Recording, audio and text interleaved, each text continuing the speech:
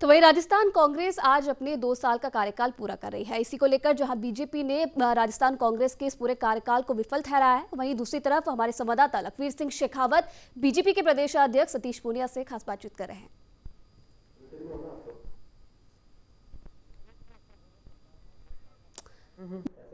Line डाल दे बस। मौजूद है, क्या कुछ उनका कहना है कि जिस तरीके से कांग्रेस का कार्यकाल रहा है 2 साल में कई उतार चढ़ाव इस दौरान सरकार को देखने को मिले हैं, उनकी क्या कुछ प्रतिक्रिया है इस पर?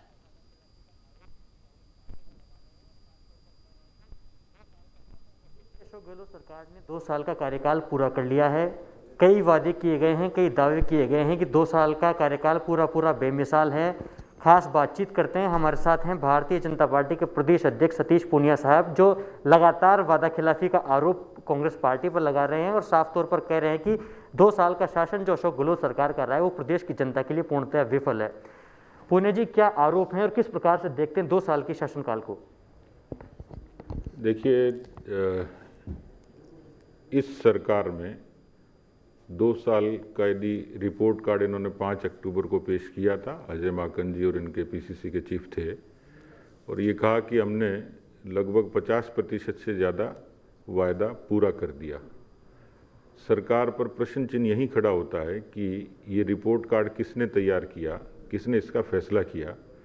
मुझे लगता है कि पंचायती राज चुनाव में 2.5 करोड़ मतदाता थे और साफ तौर पर ये मैंडेट सरकार के खिलाफ था, क्योंकि सबसे पहला वायदा उन्होंने किसानों की संपूर्ण कर्जा माफ़ी का किया था। राहुल गांधी जी खुद आए, अनेक मंचों पर उन्होंने घोषणाएं की, लेकिन सरकार उस वायदे से मुकरी। केवल सहकारी बैंकों के जो परंपरागत तौर पर भारतीय जनता पार्टी की सरकार लगातार कर रही थी, केवल वही कर्जे इन्होंने माफ़ किए, लेकिन राष्ट्रीय बैंक, बाकी जो हमारी ग्रामीण बैंक हैं, ऐसा एक बड़ा कर्जा लगभग राजस्थान के 59 लाख किसानों का 1 लाख करोड़ का कर्जा था।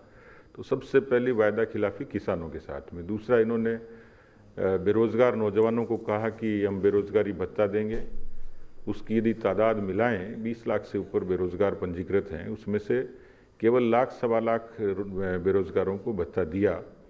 नौकरियां लगभग लंबित हैं, या तो न्यायालय में लंबित हैं या सरकार ने उसको लंबित रखी हुई है। तीसरी, राजस्थान को उन्होंने कहा कि हम 30 दिन में इस अपराधों के निस्तारण करेंगे, निवारण करेंगे, लोगों को एक सुरक्षा का भरोसा दिलाया। लेकिन आज अपराधों की फहरिस्त है तो राजस्थान सर्वाधिक अपराधग्रस्त राज्य है। इसलिए सरकार का आकलन करें आर्थिक प्रबंधन से लेके कोरोना के कुप्रबंधन तक, तो मुझे लगता है कि सरकार पूरे तरीके से विफल है। दावे बहुत बड़े बड़े किए जा रहे हैं, लगातार कहा भी जा रहा है कि पूर्णतः सफल हैं हम लोग, क्योंकि प्रदेश की जनता हमें पूर्णतः सफल मान रही है। इस वजह से मान रही है क्योंकि जो जन घोषणा पत्र की आपने बात कही, पुलिंदा बताया भी था इन लोगों ने कि 50% काम पूरे कर लिए गए हैं। वहीं भारतीय जनता पार्टी का साफ तौर पर कहना है कि हर तरीके से विफल है। जो योजनाएं भारतीय जनता पार्टी के शासनकाल में शुरू की गई थी, उनका नामकरण किया जा रहा है और उन्हें बंद किया जा रहा है। उसको लेकर आप क्या कहना चाहेंगे? क्योंकि एक योजना जो अन्नपूर्णा दुग्ध योजना थी वो 2 दिन पहले ही बंद की गई है। देखिए, कांग्रेस वंश की राजनीति करती है और उनका महिमा मंडन करती है। ये पूरा देश और दुनिया देखती है कि किस तरीके से नेहरू जी के, इंदिरा जी के, राजीव जी के नाम पे ऐसी लाखों योजनाएं, जिनका ऐसे छोटी छोटी चीज़ें, लेकिन विद्वेष और प्रतिशोध की राजनीति का उदाहरण है कि अटल सेवा केंद्र का नाम वापस इन्होंने राजीव सेवा केंद्र किया। मुझे लगता है कि ये एक वानगी है। इस प्रदेश में गुरु गोलवलकर के नाम से प्रदेश में ग्रामीण विकास की अनेक योजनाएं थी, वो बंद की। पंडित दीनदयाल उपाध्याय के नाम पे ग्रामीण विद्युतीकरण योजना थी, उस पर इन्होंने अड़चन पैदा की। जो अन्नपूर्णा रसोई चलती थी, जिससे गरीबों का जीवन यापन होता था, पेट भरता था, उसको टाइटल बदलने में 1.5 साल लगा दिया। भामाशाह स्वास्थ्य बीमा योजना राजस्थान की एक ऐसी योजना थी जिसमें लगभग 30 लाख लोगों को 2800 करोड़ रुपए से इलाज का लाभ मिला था, और ये मरीज आज दर दर भटक रहे हैं क्योंकि उन्होंने आयुष्मान भारत को आज भी लागू नहीं किया, क्योंकि वो केंद्र की योजना थी।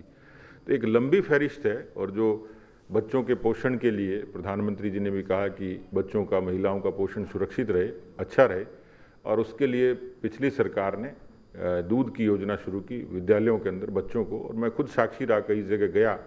एक अच्छी योजना थी जिसमें बच्चों को पोषण का लाभ मिलता था, पर उस योजना को भी इन्होंने बंद कर दिया। तो मुझे लगता है कि योजनाओं का नाम बदलना, योजनाओं को बंद करना और अपनी मर्जी से एक इस तरीके से योजनाओं को तोड़ मरोड़ करना जिससे लंबित होने से प्रदेश के हर तबके को नुकसान हुआ।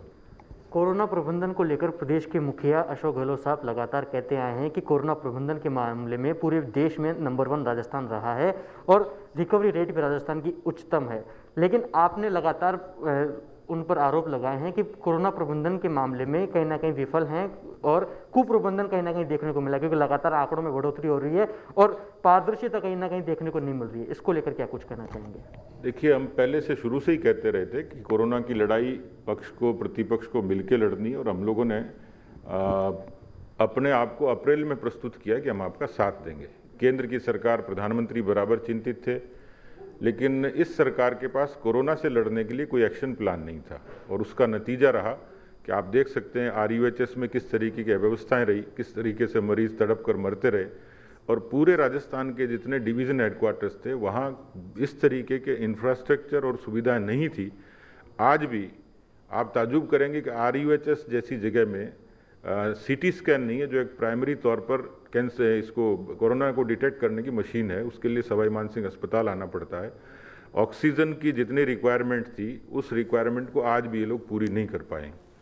पिछले दिनों जो हादसा हुआ, और कुल मिलाकर केवल कोरोना का नहीं, इसके अलावा जो स्वास्थ्य व्यवस्थाएं थी उसकी वानगी दिखती है कि 1 बरस पहले कोटा के JK लोन में जो मौतें बच्चों की हुई, एक बार फिर से वो मौतों का सिलसिला शुरू हुआ। तो इसका मतलब सरकार की स्वास्थ्य के प्रति इसका एक जो एक्शन प्लान होना चाहिए था वो पूरे तरीके से विफल रहा है। कोरोना के प्रबंधन के मामले में भीलवाड़ा में किसी समय वहाँ के प्रशासन ने, वहाँ की जनता ने, वहाँ के स्वास्थ्य कार्यकर्ताओं ने जिस तरीके से काम किया, एक कोशिश हुई थी, लेकिन मुझे लगता है कि सरकार उसको भी मेंटेन नहीं कर पाई। आज भीलवाड़ा का भी जिक्र होता नहीं है और यदि मॉडल सफल था तो पूरे राजस्थान में फिर लागू क्यों नहीं हुआ? कांग्रेस पार्टी को ग्रामीण परिप्रेक्ष्य की या ग्रामीण परिवेश की पार्टी माना जाता था, लेकिन पंचायत चुनाव का जो मैंडेट आया, जो रिजल्ट आया, उसमें पूर्णतया जनता ने नकार दिया है। क्या कारण मानते हैं आप उसका? सीधा सीधा ये माना जाए कि 2 साल का शासन का जो अंदाज था वो कहीं ना कहीं प्रदेश की जनता ने समझ लिया और इसी का कारण था कि पंचायत चुनाव में पूर्णतया नकार दिया है।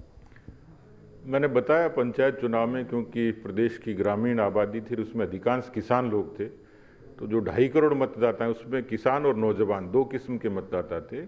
किसानों ने तो कर्जा माफ़ी से लेके बिजली के बिलों की जो 10,000 की छूट पिछली सरकार देती थी, 833 रुपये पर मंथ की जो छूट होती थी, वो इन्होंने बंद की।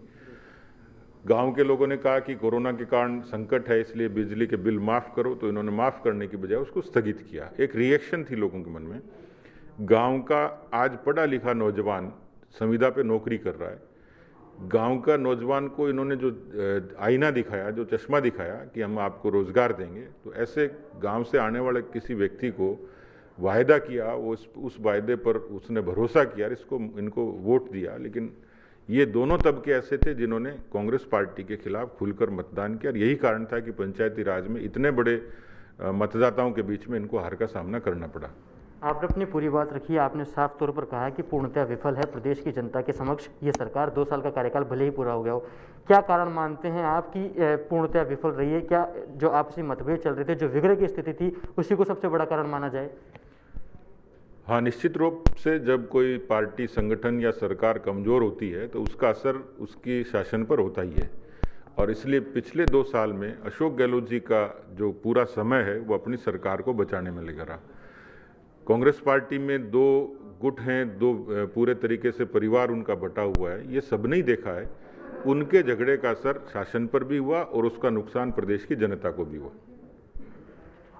आखिरी सवाल आपसे मेरा ये रहेगा, विपक्ष की भूमिका में भारतीय जनता पार्टी को कैसे देख पा रहे हैं आप? क्योंकि आप प्रदेश अध्यक्ष हैं, आप पर पूरा दारोमदार है। विपक्ष की भूमिका में भारतीय जनता पार्टी कैसे सरकार को चेताने के लिए, क्योंकि 3 साल का समय बचा हुआ है, सरकार को चेताने के लिए, काम करवाने के लिए, जनहित के लोक कल्याणकारी योजनाओं से जुड़े हुए जो जनता का काम है उनको करवाने के लिए क्या कुछ रहेगा, और प्रदेश की सरकार को घेरने के लिए क्या रणनीति अब रहेगी आगे? मैं कई बार कहता हूं कि कोरोना के बारे में कहा जाता है कि ये एक ऐसी आपदा थी जिसको अवसर में बदलना चाहिए। तो मुझे लगता है कि इस सरकार के बचने का एक कोई कारक रहा है तो ये कोरोना रहा है। कोरोना नहीं होता तो शायद जन आंदोलन से भी ये सरकार गिर चुकी होती। हमने सदन में भी, आपने भी देखा होगा, जनता ने देखा है कि अनेक अवसरों पर सरकार को भागना पड़ा, ठीक से सदन चलाया नहीं और या लीपापोती करके इस तरीके से कोशिश की।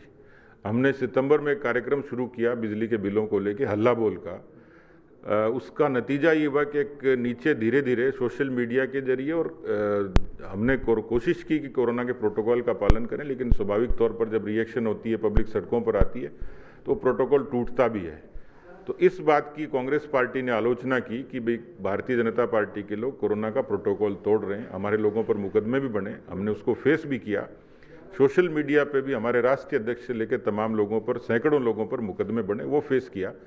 मुझे लगता है कि कोरोना जो ही खत्म होगा, इस सरकार के खिलाफ एक बड़ा व्यापक जन आंदोलन निश्चित रूप से होगा। बिजली को लेके, ग्रामीण विकास को लेके, बेरोजगारी को लेके, ऐसे तमाम मुद्दे हैं। हम लोग पूरे तरीके से मानसिक रूप से तैयार हैं, लेकिन मुझे लगता नहीं है कि जिस तरीके से सरकार की फितरत है, जिस सरकार की नीयत है, ये चला पाएंगे। ये मुश्किल है, क्योंकि सरकार अपने कर्मों से हिट विकेट हो जाएगी, ऐसा लगता है। 2 साल के कार्यकाल में भारतीय जनता पार्टी विपक्ष की भूमिका में कितनी सक्रिय रही और क्या इसे सफल माना जाए? मैंने कहा कि यदि कोरोना नहीं होता तो सरकार को एक बड़े जन आंदोलन का सामना करना पड़ता। मुझे 1 बरस हुआ और उस 1 बरस में पार्टी को सोशल मीडिया और ज़मीनी तौर पर एक मजबूत संगठन के नाते हमने खड़ा किया, और यही कारण है कि पंचायती राज में हमें अपेक्षित सफलता मिली। और बहुत सारे ऐसे मुद्दे थे जिस पर सरकार को जवाब देना पड़ा, झुकना पड़ा, पीछे हटना पड़ा। इसलिए मैं मानता हूं कि विपक्ष के नाते जो अपेक्षा जनता की थी वो हमने पूरी की, और भविष्य में भी उसको और मजबूती से रखेंगे। बहुत बहुत शुक्रिया। तो ये थे भारतीय जनता पार्टी के प्रदेश अध्यक्ष सतीश पूनिया साहब, जो साफ तौर पर कह रहे हैं कि 2 साल का कार्यकाल जो अशोक गहलोत सरकार का रहा है वो पूर्णतः विफल रहा है। जो वादे और दावे प्रदेश की जनता के बीच में किए गए थे वो धरातल पर कहीं भी दिखते नहीं है, और साफ तौर पर कह रहे हैं कि आगामी दिनों में भारतीय जनता पार्टी प्रदेश सरकार के खिलाफ एक बड़ा जन आंदोलन करेगी, जिससे प्रदेश की जनता के बीच में ये मैसेज जाए कि प्रदेश की सरकार पूर्णतः विफल रही है। वीडियो जर्नलिस्ट रवि शर्मा के साथ लखवीर सिंह शेखावत, न्यूज़ इंडिया, जयपुर।